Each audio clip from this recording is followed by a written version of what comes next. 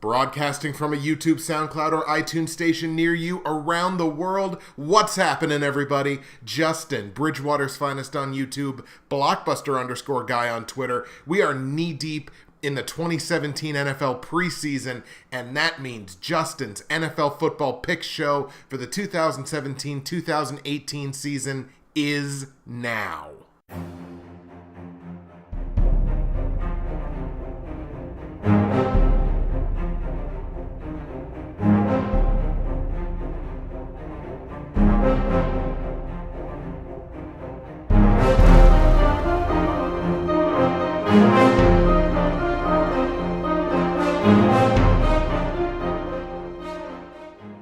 Ladies and gentlemen, I cannot tell you how pumped I am to be back for Season 6 of the NFL Football Pick Show. More motivated than ever. We're going to have a hell of a season, our second season as a podcast on SoundCloud and iTunes. Hit you with the links. YouTube.com/BridgewatersFinest, SoundCloud.com/BridgewatersFinest, or search Bridgewater's Finest in the SoundCloud app. And if you're on iTunes, search Bridgewater's Finest in the podcast store. You're going to find all the content that I put on that channel. And we're back, the 6th season of doing the NFL Football Pick Show, coming off of probably the most successful season that we have ever had. The picks were right there with the best that I've ever put out, and the viewership and the interaction and everything that you folks as the audience gave me last season, it was just a shot of adrenaline. Like, it was awesome. I feel so good about this upcoming season, and we're going to get underway in much the same way that we got underway last year, which is an episode 0. This is going to be a 3-part episode 0, whereas last year was a 4-part. This part 1 of episode 0, again, try to keep all these numbers straight.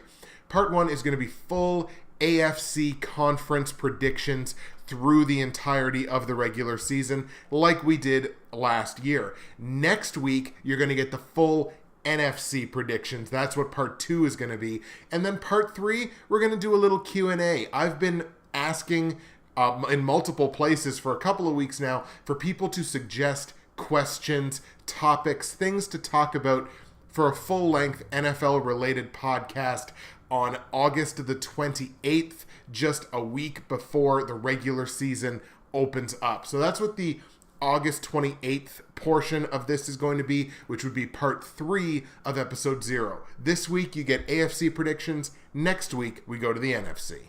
Oh, also as a special added bonus to the Q&A episode in a couple of weeks, you're going to get my full Super Bowl 52 prediction too. So as I mentioned, the links, YouTube, SoundCloud, iTunes, make sure that you take the podcast with you wherever you happen to go. The SoundCloud app is an excellent app. A lot of people have the iTunes app on their phone. Obviously, most people have the YouTube app on their phone. You can catch this show anywhere you need to. But before we get into the AFC predictions, let's just do a little bit more housekeeping. We're just going to, obviously it's the first one of the year, so I'm so excited, but we're just going to talk about like episode format and things for once we actually get into the regular season. So the episode format is going to be basically exactly the same as last year. All the stuff you know and love from the episodes from last season. I loved the opportunity to get to talk about every single game. Like in seasons past, it was, you really go in depth on like, 1 or 2 games, or 3, maybe 4, something like that. You don't get to go in depth on every single game. We got to do that last season, and I think it helped the picks. It was to the picks' benefit. It was to the show's benefit. So we're going to be doing that once again. CFL picks are going to be back. Comment of the week is going to be back. All the stuff that you loved from last season, including Fantasy Corner. I'm making a big leap in fantasy sports this year with football and hockey, going into dynasty fantasy sports, keeper fantasy sports, rather than just yearly redraft. So I'm really excited about that. Also new this season, I'm going to be doing a piece of weekly content for the HATBOX Nation YouTube channel. Now, the link to the HATBOX Nation YouTube channel is going to be in the description below on YouTube, SoundCloud, and on iTunes. Make sure you go over to that channel, give them a subscription. Weekly content from me, HATBOX, Billy B, and more. It's going to be a great channel all season long. Make sure you pop over and give that a subscription. And I guess the other big major change, or minor change really, from last season is how we're doing the Pick'em Leagues. So, As you know, if you've followed my show for a few seasons, we do a pick'em league every year. Last year, we did two. We did a straight up with confidence points, which is what I love to do, and we did an against the spread pool. I enjoyed the against the spread pool, but what I did is this year there's not going to be an against the spread pool. We've sacrificed that in order to help HATBOX promote his league. So, we're still doing the straight up pick'em league, straight up wins, losses with confidence points. That is never going away, and I've got that information for you, but I'm also going to give you the information to join HATBOX's pick'em league. We want to grow. Instead of everybody having their own league, we want to take a few leagues and try to grow them larger. So that's what I'm going to do. I'm going to do my meager little part in doing that. So, for you pick'em poolies, here you go. My pick'em league, the Bridgewater's Finest or the Justin's NFL Football Pick Show pick'em league, whatever you want to call it, for season 6. Here's the information. So we're doing it on Yahoo once again, as we've done every year. So it is football.fantasysports.yahoo.com/pick'em. That's where you're going to want to go. Links to this in the description below, so don't worry if you don't want to type it. You can just click the links right there. There's going to be a link on that page that says Join Group, so you're going to want to go to that link, click on that, and you got a couple of inputs where you can put in the league ID as well as the password. So the league ID for the Pick'em League for our show for Season 6 is 9909. Once again, that was 9909, and the password for that league is bwfinest. So bwfinest.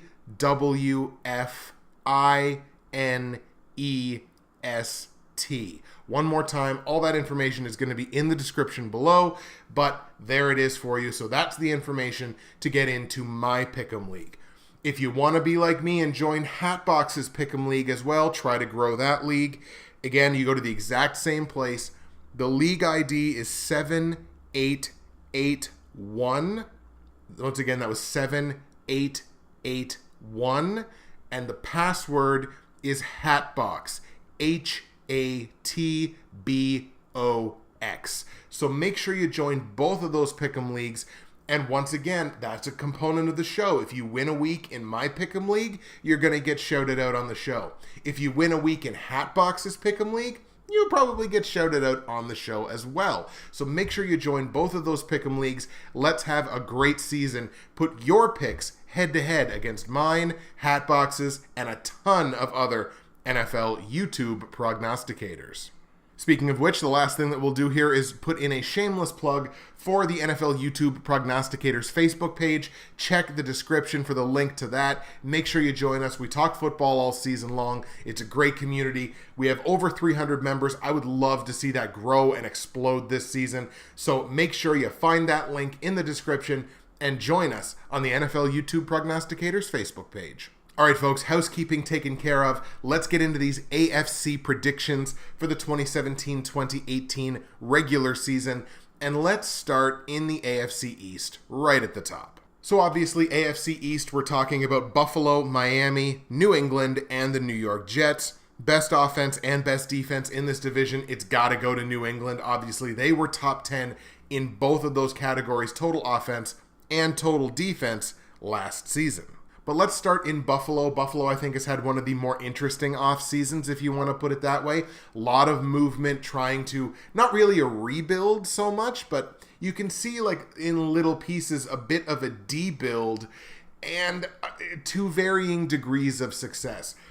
Before the past week or so, I would say the biggest move that Buffalo would have made was replacing Stephon Gilmore with Micah Hyde. So Stephon Gilmore walked away, going to New England, which is probably a double whammy there, making big money, obviously signing in New England, but they did manage to replace Gilmore with a good, young, sort of Swiss Army knife style D-back in Micah Hyde. They signed him for 5 years. He's only 26. He can play anywhere in that secondary. I think that's a good signing for the Bills. Does it necessarily make them a better team? Not really. Then, of course, the Bills were involved in a pair of deals where they acquired both E.J. Gaines and Jordan Matthews, shedding themselves of Sammy Watkins. Now, again, does it make them a better team? Not necessarily. I like Jordan Matthews over Sammy Watkins. It might make them a better team. What it definitely did is made them a more dangerous team on draft day. So, I guess take that for what it is. The Buffalo Bills, right about, are where they are. They were the 16th total offense in football last season, the 19th total defense. Now, one thing I'm going to do here for every team, too, is let you know how many games they play this season against teams that were top 10 offenses last year and teams that were top 10 defenses last year. And what I've kind of seen here is if you can keep that total number between those two under 10, you're probably in all right shape. Now, Buffalo plays the most, or tied for the most, top 10 offenses on their schedule this season. It's not an easy schedule. They play 6 games against the top 10 offense. Of course, 2 of those against New England. They only play 3 games against the top 10 defense. So expect to see a lot of points out of the Buffalo Bills this season. Bills are coming off a 7-9 season from last season. I think that's probably right around where they're going to wind up this season as well. I've got the Bills finishing 6-10 with their week 6 bye. They got a bit of a tough stretch towards the end of the season, starting in week 12. Week 13 and week 14, they play back-to-back games against the top 10 offense. That is home games against New England and Indianapolis. I think they lose both those games. I think they lose the game before that where they have to travel to KC. 2 weeks afterwards, they have to go to New England. They're not winning that game.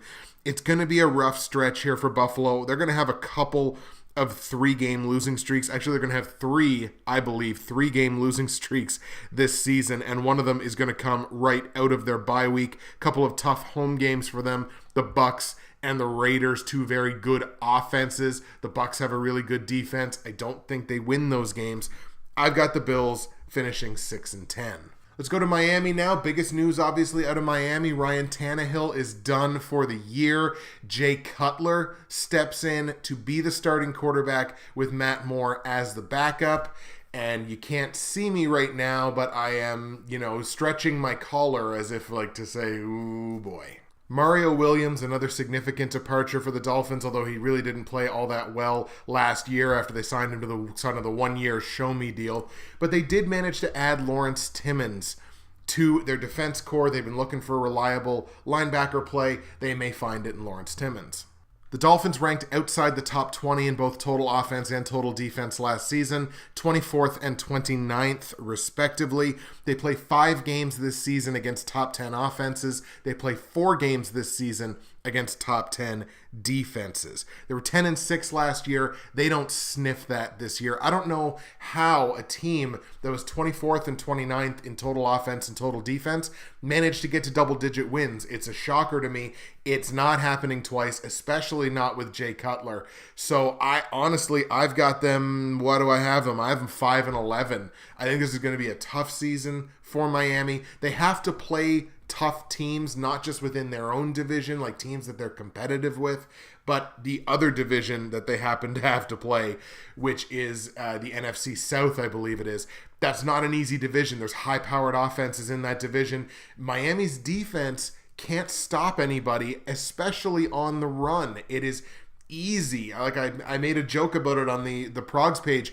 Pop Warner kids could run on the Dolphins defense. So it's if you can't stop the run, you really can't win football games in this league outside of, kind of miracles, which is, I guess, what happened with them last year.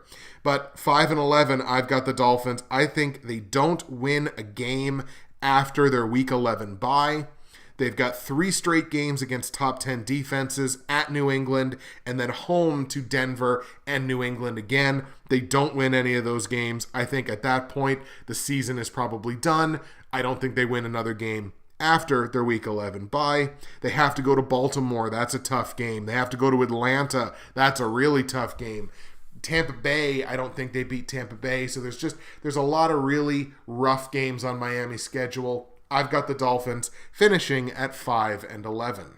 Let's take a very brief second here to talk about the New England Patriots, because the more things change, the more they stay the same.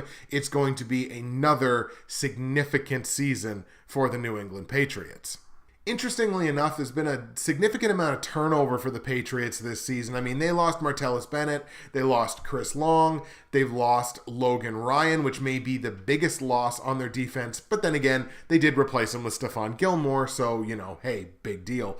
Now, they did bring in Brandon Cooks, and that's probably the biggest addition for the Patriots this season. Brandon Cooks really establishing himself as a legitimate wide receiver one with the New Orleans Saints, now comes over to the Patriots, gets Tom Brady, goes from elite quarterback to elite quarterback, so good news for him. But in this offense, I don't necessarily know. It'll be interesting to see how they deploy him, I guess. I'm not sure how much success he's going to find in this offense, but he does make their offense that much more dangerous. Again, as we mentioned, New England, top 10 offense, top 10 defense last season, ranking number 4 and number 8 respectively. They play 4 games this season against top 10 offenses from last year, but only play 2 games against top 10 ranked defenses. They have the easiest schedule in this division, and it's just going to be another great season for the Patriots. I don't know what else to say. I've got them finishing 13-3 and winning the division. The only games that they lose, they go to Denver right after their bye in week 9. I think they lose that game if Denver's defense really shows up and plays the way Denver's defense can. I think they lose that game. They have a home game with Atlanta, the Super Bowl rematch. Atlanta's fired up about that. Atlanta's going to win that game, even though the game's in New England. And in week 2, I actually think the Patriots kind of get popped in the mouth relatively early this season. Week 2, they have to go to New Orleans to play the Saints. And the Saints are so good at home. Even when they don't have good seasons, they're still so good at home. So I actually think the Saints win that game. But those are the only 3 games that I think the Patriots lose. They do not have to play a top 10 offense or top 10 defense in back-to-back games all season. The schedule makers obviously were very good to them. Surprise, surprise. Patriots finish 13-3 and win the division. Let's finish things off by talking about the New York Jets for this division. Obviously, the big loss for the Jets, Brandon Marshall, he's no longer there. They're trying to get younger. Nick Mangold is also out, but Brandon Marshall obviously is the big loss there. They've still got Eric Decker, but losing Marshall's a guy that every single play you have to account for him, so they don't have that dynamic aspect on their offense anymore. They did add Morris Claiborne, which, look, as long as he's healthy, he's a good player for sure.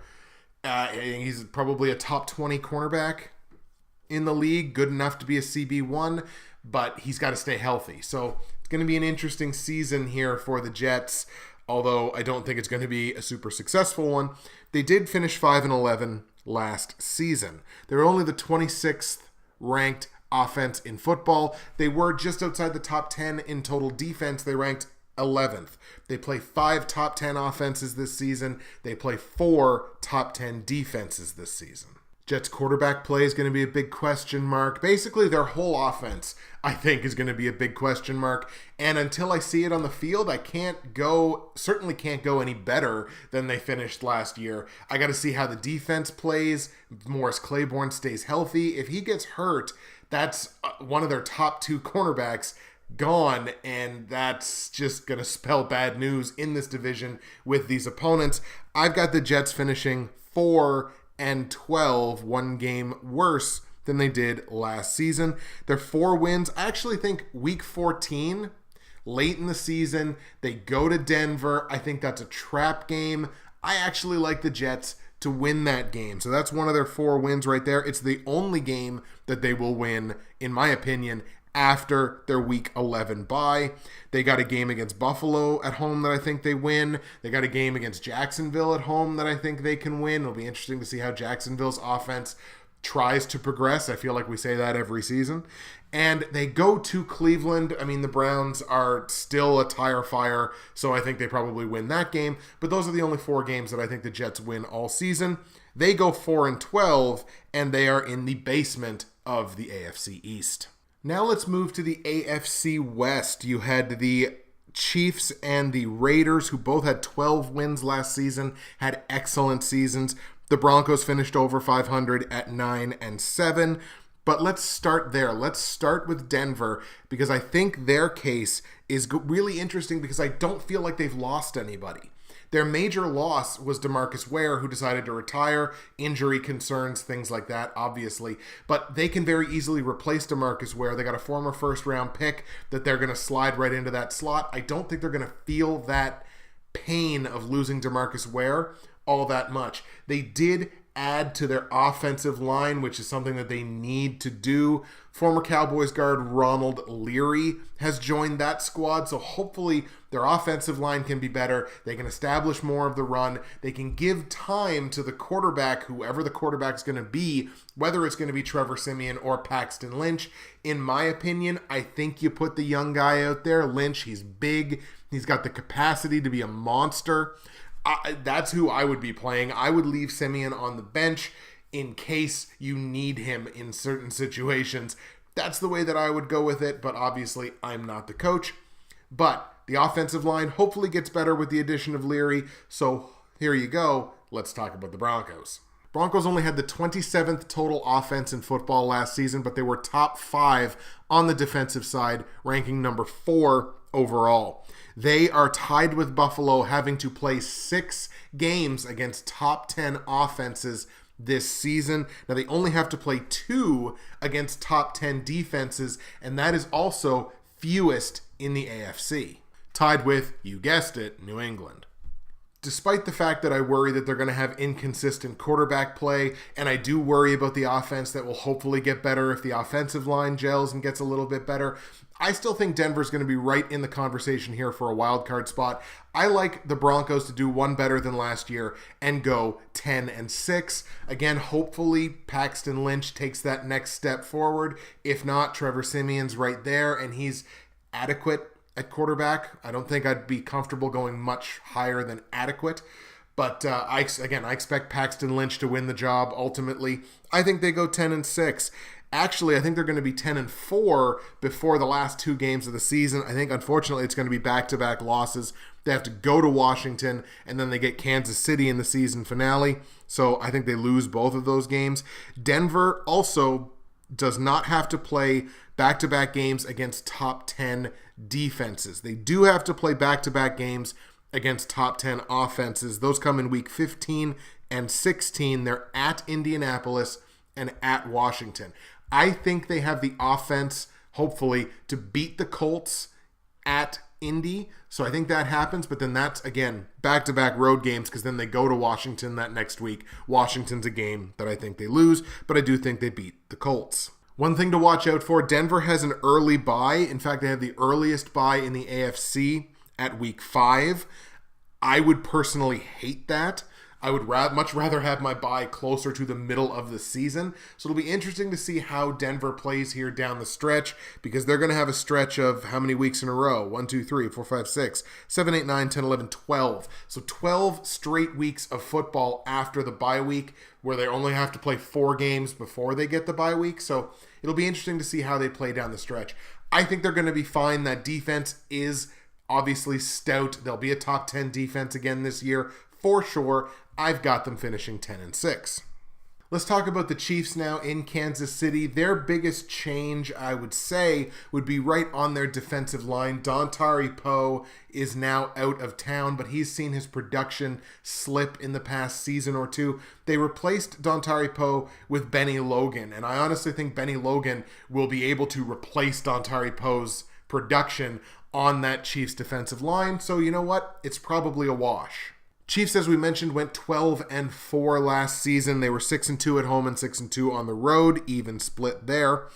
But again, it's another team that surprises me that they got to double-digit wins, because they were 20th overall in total offense and 24th overall in total defense. So they weren't exactly lighting the numbers on fire. They were just doing enough to win those games. KC also has to play 6 games against top 10 offenses from last season, of course having to play Oakland twice.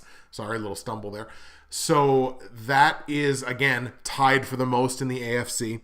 They have to play also 5 games against top 10 defenses because they got to play Denver twice. So that's 11 total games that they have to play against either a top 10 offense or a top 10 defense. That's going to be a difficult road to hoe for the Kansas City Chiefs. How I counter that is by saying I think Spencer Ware is going to be one of the great players in the NFL this season. I think Ware is going to have a monster season. Fantasy terms, he's going to have a huge season, despite the fact that they got to play those good defenses, the good offenses. Those good offensive games are going to be shootouts. So I want a guy like Spencer Ware on my side rather than on my opponent's side. I think Kansas City, they're going to have a little bit of a drop. They're not going to do as well as they did last season, but they're still going to be in that conversation for a wild card spot. I like them to have the same record as Denver. I'm going to go 10-6. Now, Kansas City does have to play back-to-back games against top 10 offenses, weeks 6 and 7. They're home to Pittsburgh, and then they go to Oakland. I do think they lose both of those games. I think those offenses will be able to do enough to beat the Chiefs. That's 2 weeks before the bye week. After the bye week, I think they win out, except for the week 14 game when they host Oakland. I think Oakland will be able to get it done twice against Kansas City this season, and that's what's really going to keep them out of the division conversation. But, they're going to be firmly in there in the wildcard conversation with Denver in this division. So I've got them also finishing 10-6. Let's go to San Diego. San Diego. Let's go to Los Angeles and talk about Phillip Rivers and the Los Angeles Chargers. Now the Los Angeles Chargers, no longer the San Diego Chargers. The Chargers attempted to address probably the biggest weakness on their team, which is the offensive line, signing former Broncos left tackle Russell Okung. That's probably the biggest arrival that they've had. It was not directly at the cost of, but potentially at the cost of, Danny Woodhead. So Danny Woodhead no longer on the Chargers. Look, he tore his ACL in 2016. He missed 14 games. He was seen as expendable, obviously, with the emergence of Melvin Gordon.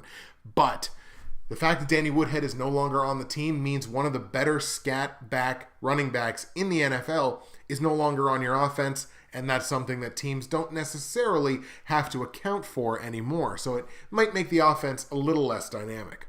Chargers were 5-11 last season in their final season in San Diego. Despite having a top half of the league total offense, they were 14th overall.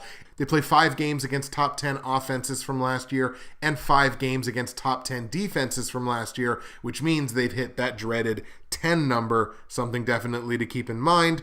But don't worry, San Diego. There's one thing you don't have to worry about, and that's the Chargers suddenly miraculously becoming this incredible football team. I don't think it's going to happen. I think they're going to have a season very similar to what they had last season. I've got the Chargers finishing 4-12. Chargers have to play a pair of top 10 defenses from last season heading into their bye week. That is Denver at home and then traveling to New England to play the Patriots. They're not winning either of those games. Actually, I think the Chargers only win one of their first 8 games. This is a 1-7 team heading into their bye week. After the bye week, I think they play 500 football. They go to Jacksonville. I think they win that game. They've got Cleveland at home. They go to New York to play the Jets. I think they win that game. But it's not going to be any kind of remarkable season here for the Chargers.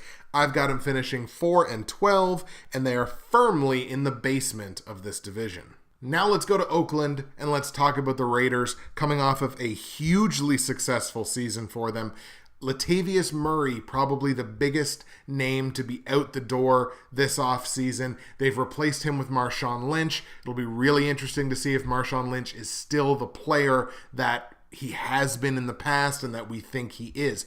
They've also brought in Jared Cook at tight end, who has experience, obviously, playing with a great quarterback in Aaron Rodgers, and now he gets a developing great quarterback in Carr in Oakland.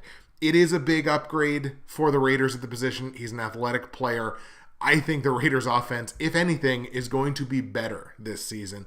It's hard to make up for the 12 touchdowns that Murray scored last year, but hopefully if Marshawn Lynch can get close to or hit double digits, they're not going to feel it that much.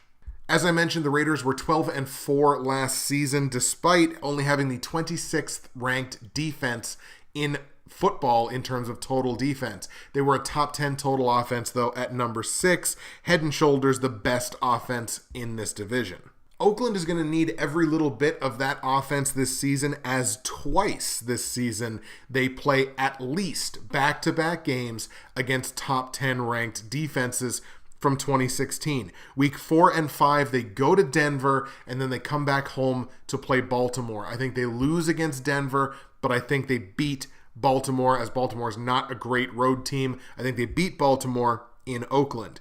Then coming out of their bye week in Week 10, they play 3 straight games against top 10 total defenses from last season. Now, luckily for them, all 3 of those games are at home. Right out of the bye, they get the Patriots. I do think they lose that game. But after that, they get Denver and the New York Giants in back-to-back games at home. I think they win both of those games despite the fact that they're playing against top 10 total defenses. So in those 5 games, if Oakland can just go over 500, they're going to be perfectly fine the rest of the season. I have Oakland finishing 13-3, one better than last season, and winning this division. Again, I think Denver and Kansas City will be fighting it out for wildcard spots, but I think Oakland, head and shoulders, wins this division. Are you having fun? Because I'm having fun. Let's go to the AFC North. Obviously, AFC North, we're talking about Baltimore, Cincinnati, Cleveland, and the Pittsburgh Steelers.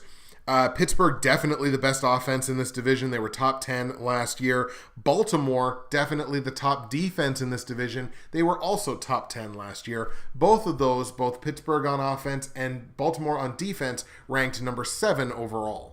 Biggest loss for the Ravens in this offseason, I would say, is probably Ricky Wagner on the right tackle. Now, their offensive line didn't play as well last season as they have in seasons past. He was probably the second best offensive lineman on the team behind, I guess, probably Marshall Yanda. So he's not there anymore. I don't think production will drop off huge. I expect him to replace him with probably James Hurst. I would think will probably step into the right tackle position.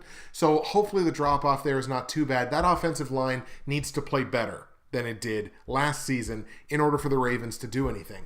What they did do is they added to this defense, bringing in Tony Jefferson at the strong safety position, one of the more highly sought-after defensive players, probably the top safety in the free agency class. He's now a member of an already really good defense. So on the defensive side, I think Baltimore will be just fine.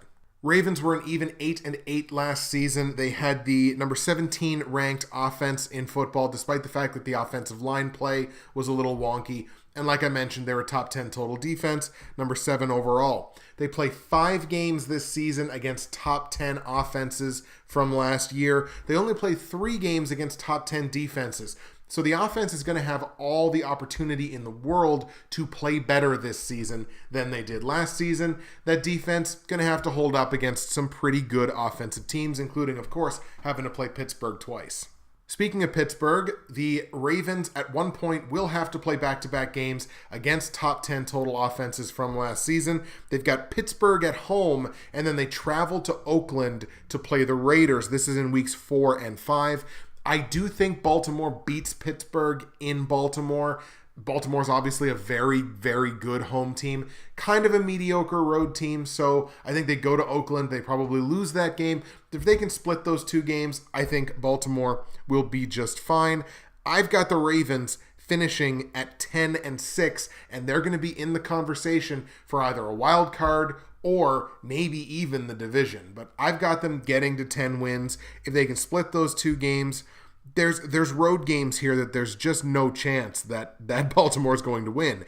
Even having to go to Jacksonville, not that Jacksonville is this great team, but their defense is really good, and I think it's only going to get better. Jacksonville, the fact that Jacksonville had a bad season last season, and we'll talk about this later, had nothing to do with the defense.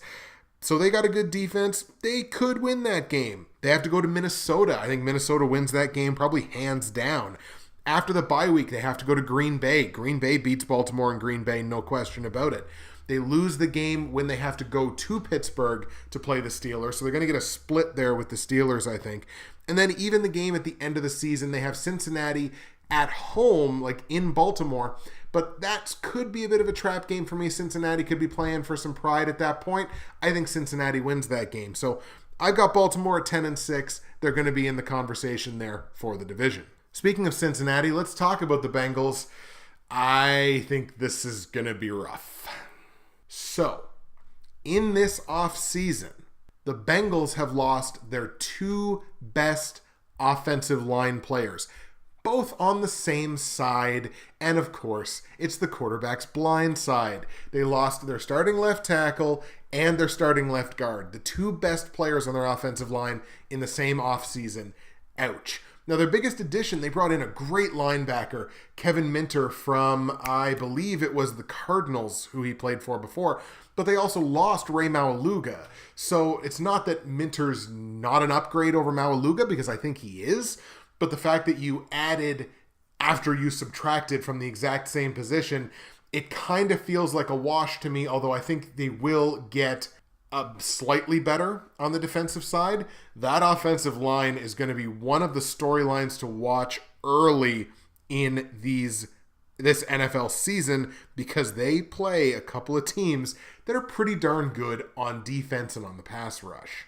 Cincinnati was 6-9-1 last season. Now, they did have a top half of the league total offense at number 13 overall, and they were just outside the top half of the league in total defense at number 17. I expect that offensive number to go down, having lost your two best offensive line players. They have 4 games against top 10 offenses this season, 6 games against top 10 defenses. It does hit that number 10, and having to play 6 games against top 10 total defenses, including having to play Baltimore twice, not looking good. As far as I'm concerned anyway, not looking good for the Bengals.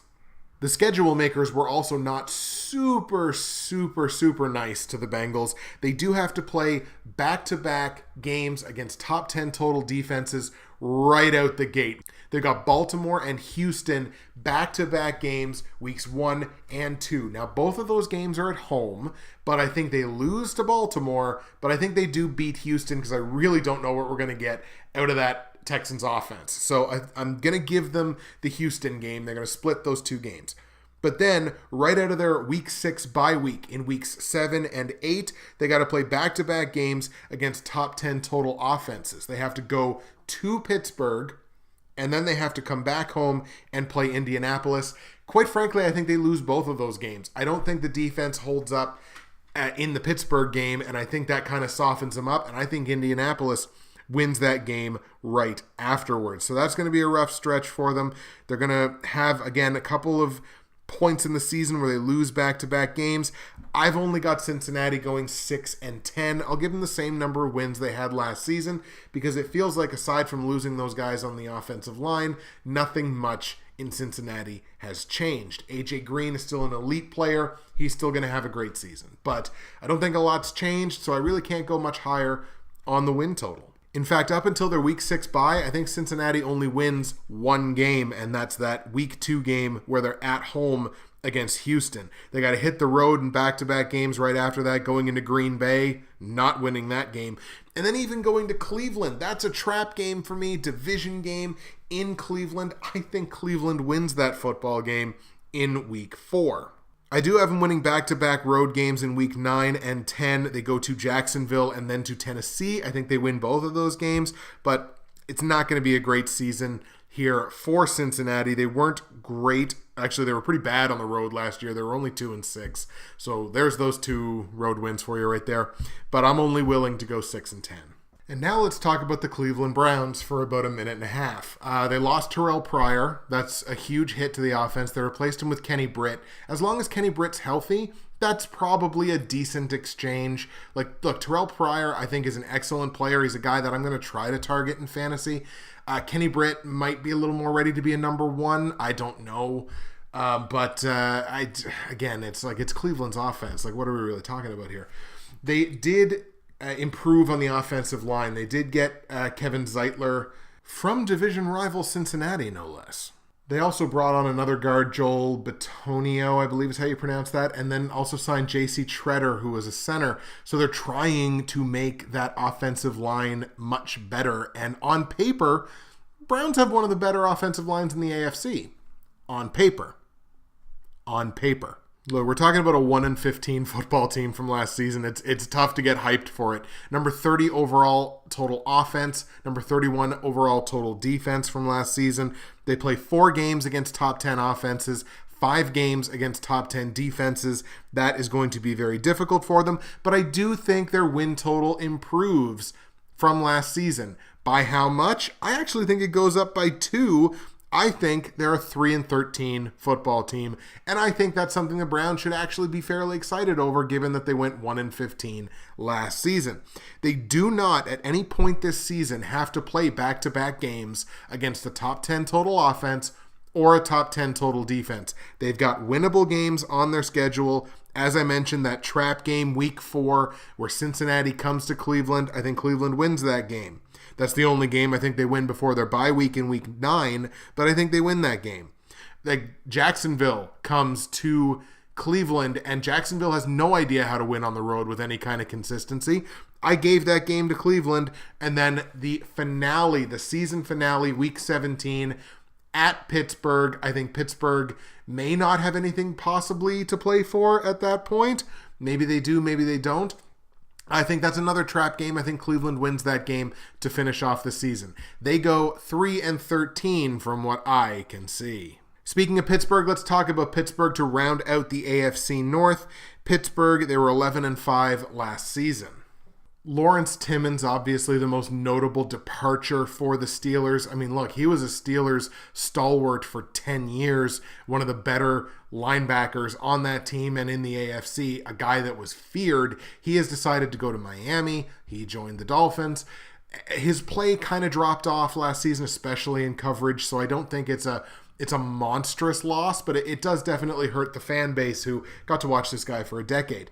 Tyson Alualu, I hope that's how you pronounce that, a defensive end, hopefully is going to be their biggest and best arrival. He was on the D-line for the Jaguars for a few seasons. He's a versatile player, so hopefully that makes the Steelers' pass rush a little bit better.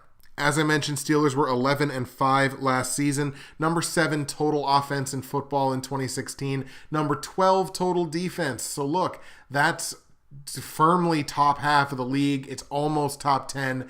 Pittsburgh's defense is nothing to sneeze at. Maybe it's a little bit old, or the impression is anyway that the defense is a little bit old. This is still a good defensive unit and an excellent team. They play only 3 games this season against top 10 offenses. That is important to note because that defense is going to look fairly good. Pittsburgh might be a dark horse defense you might want to grab in fantasy. However, they do play 6 games against top 10 total defenses from last season. So that offense, all those great offensive players that the Steelers have, you're going to want to make a note of that. 6 games against top 10 total defenses, including 2 against Baltimore.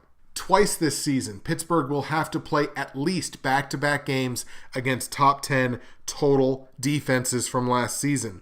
Weeks 4 and 5, they have to go to Baltimore and then back home to host Jacksonville. I think they split those games. They lose in Baltimore, but they beat Jacksonville at home. And then weeks 14, 15, and 16. What a tough stretch this is going to be. Home to Baltimore, a tough division game where they're going to get beat up. Home to New England, so New England gets to come in and pick the bones there. Again, thank you, schedule makers. And then they have to go to Houston to play the Texans. That's a really tough stretch late in the season, 4 weeks after the bye week, so they've been playing straight football for a month. That's going to be tough. I do think they beat Baltimore. Pittsburgh and Baltimore are going to split. So I do think they beat Baltimore, but I think they lose to New England and they lose in Houston. The Texans, a very good home team. I think Pittsburgh loses that game. I have Pittsburgh also finishing 10-6, like I had Baltimore finishing. I can't say right now who the division winner would be because you go through the first tiebreaker, second tiebreaker, third tiebreaker, fourth tiebreaker, and it's all tied. So it gets down to the 5th tiebreaker, which is strength of schedule, and we can't do that until we predict the NFC. So it's too close to call at this point. We're calling a Florida recount on this one. I don't know who's going to win the AFC North. It's going to be either Baltimore or Pittsburgh at 10-6. I just don't know who it's going to be yet. All right, folks, let's finish this off. AFC South, we're talking about Houston, Indy, Jacksonville, and Tennessee. Best offense in this division's got to be Indianapolis, although Tennessee really gave them a run for their money in terms of total offense. Those two teams were number 10 and number 11 in those categories. Top defense in this division from last season was definitely Houston, although, as we mentioned, Jacksonville was right in there, a top 10 total defense in Jacksonville. And again, their bad season was not on the defense. So we're going to start in Houston, who have a really interesting situation here where they lost arguably the best player in their secondary in AJ Bouye? Is that, I think it might be Bouye, but I'm bad with certain names. AJ Bouye, cornerback, breakout player in 2016, arguably the best player in their secondary. He is now gone. He is no longer the team's number one cornerback. He has gone to division rival. He's gone to Jacksonville to be their number one cornerback. Now look, the Texans have depth in their secondary, so it's not going to be a huge problem, but you can't just, brush off losing the best player in your secondary either. It's going to be an adjustment period for sure. Compound that with, they haven't really added anybody because they're right up against the cap. So there's really no major arrivals in Houston, but a pretty darn significant departure on the defensive side. I suppose it's not fair to say they haven't brought in anybody. They did bring in Bruce Ellington. So they did bring him in. He is a weapon. He's a target. But also, what are we going to get out of the quarterback play? Is it going to be Tom Savage? Is it going to be Deshaun Watson? We don't really know that yet. So I guess it's not fair to say that they didn't add anybody. They did add Bruce Ellington. Texans were 9-7 in a weak division last year. They were the only 29th total offense in football last season, but they did have the number one total defense that will unquestionably take a hit with AJ Bouye. I screwed up his name again. With that cornerback, because I clearly can't pronounce his name, not being on the team anymore. So that is definitely going to take a hit. They play 5 games this season against top 10 total offenses from last season and 7 games against top 10 total defenses. So good luck, Tom Savage and or Deshaun Watson. That's 12 total games that they have to play either a top 10 total offense or top 10 total defense. This division was fed to the wolves this season, and we'll get more into it later. Houston will have a 3-game stretch in the middle of the season, weeks 10, 11, and 12, where they have to play back-to-back-to-back games against top 10 total defenses from last season. They're at the LA Rams. I do think they win that game, but then Arizona comes to town, and then they're at Baltimore. I think Houston loses both of those games. Compound that with, at the end of the season, their last 2 games are back-to-back games against top 10 total offenses. They are against Pittsburgh at home, and then they're in Indianapolis. I do think they beat Pittsburgh in Week 16 just because the game is in Houston, and Houston's a very difficult place to win in. But they go to Indy, they're losing that game as the last game of the season. They're definitely losing that division game. And again, this is where this division just got fed to the wolves because they have to play Arizona, Seattle, the Rams. Now, sure, they get to play the 49ers, fantastic.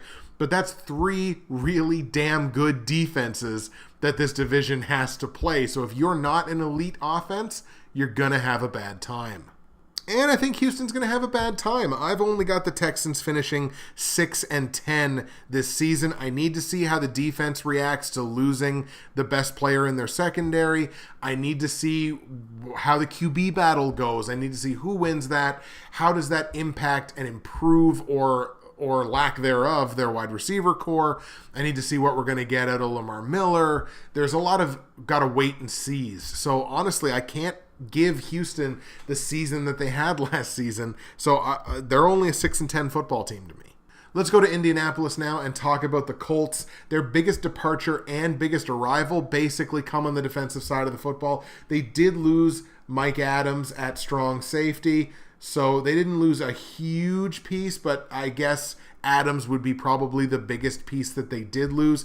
Bit of a ball hawk. I mean, he's 36 years old, so man-to-man, he's probably not the greatest anymore, but he's probably the biggest departure on the defensive side. Now, they did bring in Jonathan Hankins from the Giants. He's now over to the Colts.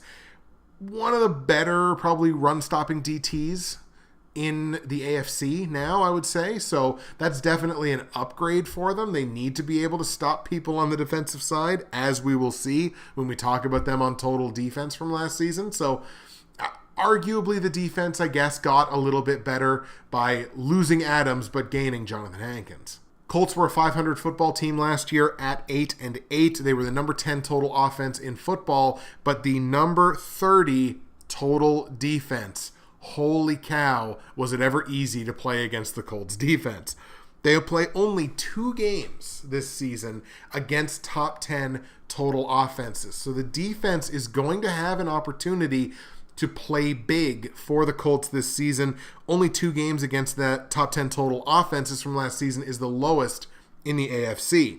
The give back there is they have to play the most top 10 total defenses in football in the AFC. 9 games. 9 games against top 10 total defenses from last season. Oh my Lord. Something tells me, Andrew Luck, Dante Moncrief, T.Y. Hilton, maybe you want to avoid them in fantasy this year? Just maybe. Just throwing it out there. Twice this season, the Colts have to play at least back-to-back games against top 10 total defenses, obviously, if they play them 9 times. And that's right out of the gate at the beginning of the season. Week 1, they go to the LA Rams, and then week 2, they welcome Arizona.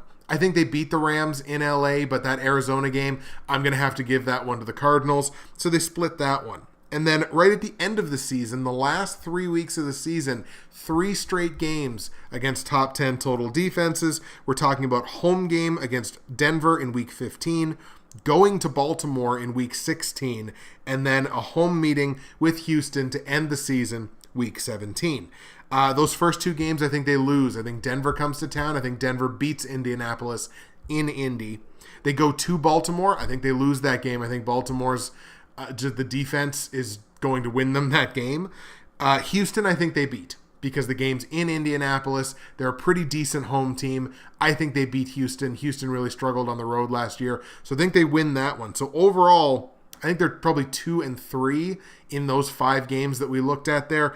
But I think this is a 9-7 football team, and in this division, that's good enough to win the division. So I've got them at 9-7, and I've got them winning the division at 9-7. We talked about the Jacksonville Jaguars and the fact that their defense was a top 10 total defense from last season. If anything, this defense has gotten better. Now, they did lose Jonathan Cyprien, who is kind of a name player if you follow Jacksonville at all. So they did lose Cyprien. It was definitely their biggest loss, but then they immediately replaced him with Barry Church. So that's an upgrade as far as I'm concerned. So they upgraded with their biggest departure. That's great. But then they also brought in AJ Boye, who I mentioned before. I'm just going to plow right through mispronouncing his name. And they added Calais Campbell. So they've made their defense better than the 6th overall defense from last season. Now, of course, they only had the 23rd total offense from last season, so not exactly the strongest offense, but that defense, to me, has gotten better. They were only 3-13 last season. They play 4 games against top 10 offenses, 6 games against top 10 total defenses, which is actually the fewest in this division. As much as I said Houston takes a step back, I actually think Jacksonville finally takes that step forward this season, but it's not going to be easy. In 4 consecutive weeks, from week 12 to week 15, they play a back-to-back game against top 10 total offenses, and then immediately back-to-back games against top 10 total defenses. That's going to be a real tough stretch for the Jaguars this season. So, again, week 12, they go to Arizona. I think they lose that game. But week 13, they come back home. Indy comes to town. I think if the offense can perform at all, they can beat Indianapolis. So I'm going to give them that game. But then After that, they got back-to-back home games. Seattle comes to town. I don't think they're winning that game. Seattle just objectively a better team with a really good defense, better offense. I think Seattle wins that game. Then they welcome Houston. I think they beat Houston. The game's in Jacksonville. I think they beat Houston. So they can go 2-2 in that monster 4-game stretch. I think they're going to be perfectly fine. I've actually got the Jags taking a step forward. I think they finish 6-10. So that's a 3-game improvement over last season. It's not going to start out looking great. I think they lose 4 of their first 5 games, but I think they win back-to-back games going into their bye week. They're going to hit another rough stretch. They're going to probably lose 3, maybe 4 in a row, but they're going to wind up 6-10, which is an improvement. It's something to be optimistic about. I think that defense is going to play really well. There's a number of really winnable games on their schedule, so I've got the Jags at 6-10. And finally, we're going to look at the Tennessee Titans. Biggest change on the Titans this season has come in the secondary. Jason McCourty, who's been with the team for a long time. I believe he was their longest tenured player. No longer with the team. I mean, he's about to turn 30. His play did drop off last season. They replaced him with Logan Ryan from the Patriots, a very good upgrade, I would say. One of the best tackling cornerbacks certainly in the AFC, but even in football.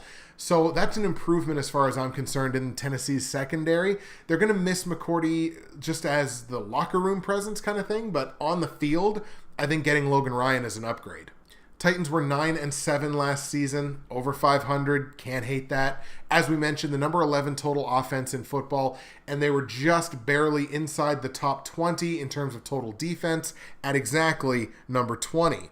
They play 5 games against top 10 total offenses from last season and 8 games against top 10 total defenses from last season. So even though like those numbers but on their own are not the highest in either category, if you put them together, that's 13 total games against either a top 10 total offense or top 10 total defense. That is the worst in this division. That is the most in this division. I think Tennessee is going to have a really hard go of things this season. And the schedule makers did them absolutely no favors at all. Hashtag, who did you piss off? So, Tennessee this season has to play 3 consecutive games against top 10 total defenses in weeks 2, 3, and 4. They beat Jacksonville in Jacksonville, but lose to Seattle at home and to Houston in Houston. Weeks 11 and 12, back-to-back games against top 10 total offenses. They're in Pittsburgh and in Indianapolis. I think they lose both of those games. Immediately right after that, weeks 13 and 14, back-to-back games against top 10 total defenses. They will beat Houston at home, but they have to go to Arizona right after that. They're going to lose that game. And then to end the season, back-to-back games against top 10 total defenses, home games against the Rams and the Jags. Now, I do think they win both of those games, but all of it adds up to a 7-9 season. They're going to be under 500. It's the toughest schedule, I believe, in the AFC this season. Tennessee's going to make a great go of things, but I think they're going to finish under 500 at 7-9. Holy cow, who in the schedule making office did you guys piss off? So there you have it, folks. There are your full AFC predictions for the 2017-2018 NFL regular season. AFC East, I've got New England winning the division at 13-3. AFC West, I have Oakland winning the division also at 13-3. AFC North is too close to call. Either Baltimore or Pittsburgh will win that division with a record of 10-6. And in the poor, hapless AFC South, the only team to finish over 500, which will be the Indianapolis Colts at 9-7, will win that division. Those are the predictions. What are your AFC predictions? I'd love to hear about them in the comment section below. Also, I'd love to hear your questions, topics that you would like me to talk about on August the 29th, I believe it is, the 29th, when I do part 3 of episode 0, which is just going to be a Q&A topic discussion, as well as my Super Bowl 52 full prediction. Oh, what the hell? Why don't we just do a full playoff prediction? Why don't we do that? So that's what we'll do for part 3. But again, in the comment section below, hit me up on Twitter, hit me up on Facebook in the NFL YouTube Prognosticators Facebook page. Your questions, topics, things you'd like me to talk about for part 3. That's it for me, Justin, Bridgewater's Finest on YouTube, Blockbuster_guy on Twitter. The NFL Picks Show is back. The NFL season will be back before you know it. I couldn't be more excited. I hope you'll join me all damn season long. Join the Pick'em group, and we will see you next week for full NFC predictions. See you then.